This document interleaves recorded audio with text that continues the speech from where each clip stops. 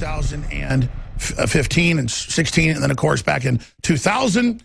And, of course, he has regular conversations with the president, but we won't go into those in any detail. There's a Netflix series coming out about him in the campaign, and he's also a frequent guest here and also on Meet the Press, national television, you name it. And so much of what he's broken down has turned out to be absolutely salient and prescient to where we are today in this world. He's got big breaking news on John McCain, so he joins us via the phone. Again, we have the Russians threatening retaliatory strikes against the United States, along with the Iranians. You have a U.S. task force fleet cruising right into the Korean Peninsula right now. This is an unprecedented time where the president is being tested. And so from my view, he hit them last Thursday as a sign of strength for the Russians. But that's very demoralizing the American people, because we know Hillary and Obama and John McCain started the war 6 years ago, and we're trying to put al-Qaeda in charge. And John McCain was just there a month and a half ago, and we have the British ambassador saying he believes it was a false flag, and we've green-lighted radical jihadist groups staging fake flags, as he calls them, to draw us into war. That's why al-Qaeda has been celebrating. So Roger Stone, with a lot of key intel, joins us right now. Roger, thanks for coming on. Alex, great to be here. You may remember back several years ago when John McCain was caught red-handed meeting with a group of Syrian terrorists. And his defense was that the photo taken at the time had been photoshopped, that the meeting had never taken place. There is now proof that that is a lie, but more importantly, a veteran foreign congressman, very respected former congressman, has let it be known that he has been diagnosed with congestive heart failure, and he does not have too much time to be on this mortal coil.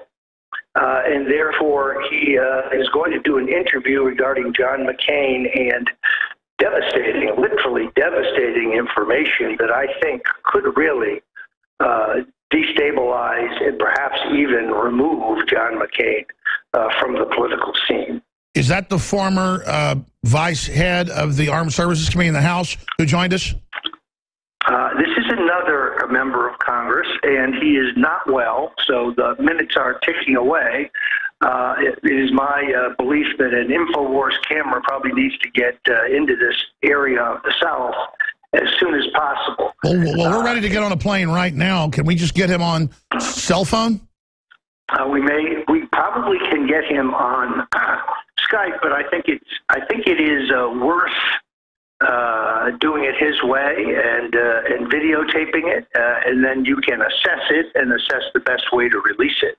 But this is a very, very respected Reaganite member of Congress, someone who is known as a liberty-oriented member, someone who had nothing but disdain for the neocons in his day. So I know there's a teaser there, but at the same time, I think we're going to want to look at all the facts before we put our imprimatur behind it. On the other hand, I know this former congressman to be a man of unimpeachable integrity and enormous credibility. Wow, and he wants to spill the beans on John McCain on his deathbed, basically. Yes, and he wants to do it on InfoWars. So we can talk the logistics after the program here. Well, listen, I don't want to wait. Rob Dew will call you, and he will jump on an airplane right now and meet you there, or do you want us to do it, or do you want me to do it? Well, no, I think Rob is the right man. I think that's an excellent assignment. I think this is going to be, an enormous story. Are you going to be able to fly there? I'll fly out there. I mean, I don't think it's necessary. Our man knows what he wants to say. This is somebody I've known for almost 30 years. Somebody who is, truly, truly credible. So I'm going to let him tell his own story, but it is indeed devastating.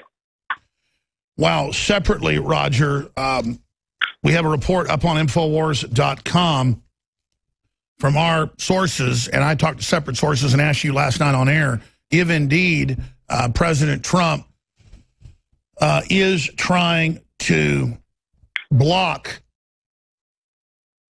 a larger war and doesn't want a no-fly zone. And you said, indeed, that is the information you separately have from your sources.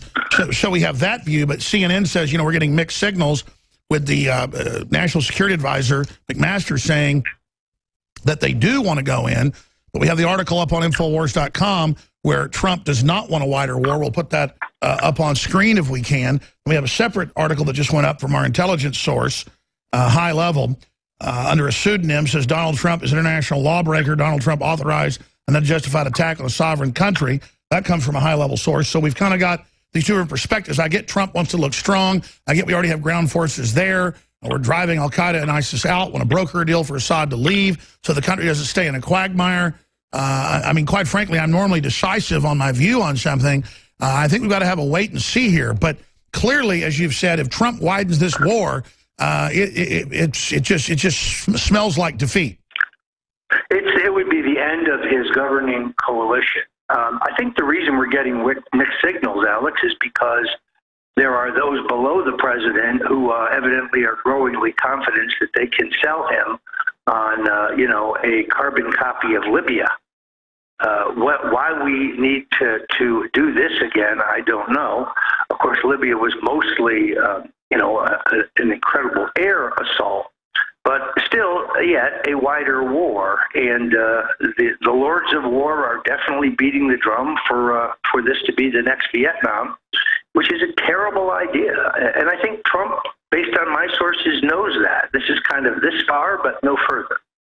He made his point. It was a 10 strike in terms of changing the geopolitical international situation and in terms of beating back his enemies, or I should say his adversaries, within the United States on this whole question of a Russian collusion, which really, really looks foolish. And then when you have guys like Lawrence O'Donnell coming out and saying, oh, well, maybe Putin staged his own humiliation to help Trump, that is the fakest fake news I've ever heard.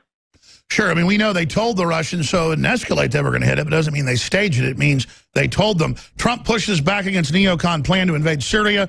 If folks want the inside scoop of what's going on in the White House, this is directly from inside the White House.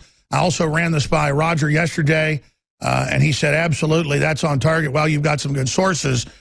So there it is right there if you want to know both sides of this and exactly what's being debated. My concern is McMaster's saying he wants to take out, quote, ISIS and Assad simultaneously.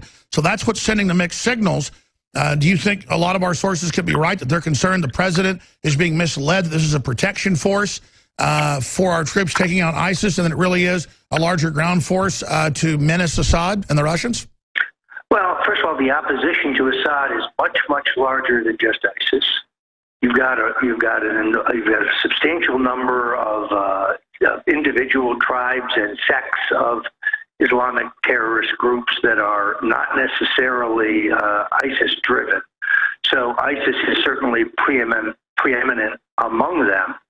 I can't even imagine, given the fact that Assad has survived essentially only with Russian air power, and that at least at this juncture, about 2/3 of the country is in the hands of the rebels, although not the most populated areas.